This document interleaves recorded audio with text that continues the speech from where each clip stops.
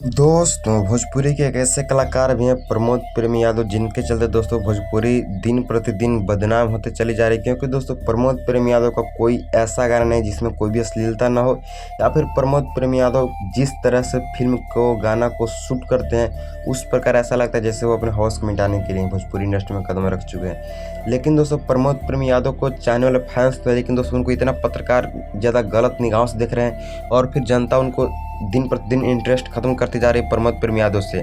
लेकिन दोस्तों प्रमोद प्रेमी यादव इतना गजब के तरीका से शूट करते हैं गाना को, जैसे मतलब कि बहुत अश्लीलता तरीका से भोजपुरी में गाना को शूट करते हैं, जैसे कोई रीति रिवाज है भोजपुरी इंडस्ट्री का नहीं। भोजपुरी का सब रीति रिवाज को खत्म करते हुए चले जा रहे हैं प्रमोद प्रेमी यादव।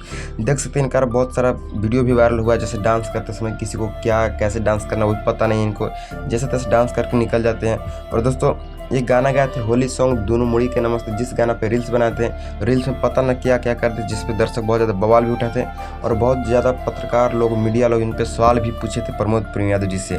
प्रमोद प्रेमी यादव एक ऐसे कलाकार है जो नेता पे भी गाना गा देते हैं बिना किसी डर भय के। जैसे पासवान जी पे गाना गा देते थे चिराग पासवान के ऊपर लेकर के, जिसपे बहुत ज़्यादा विवाद हुआ था, जेल जाने की नौबत भी आ गई थी।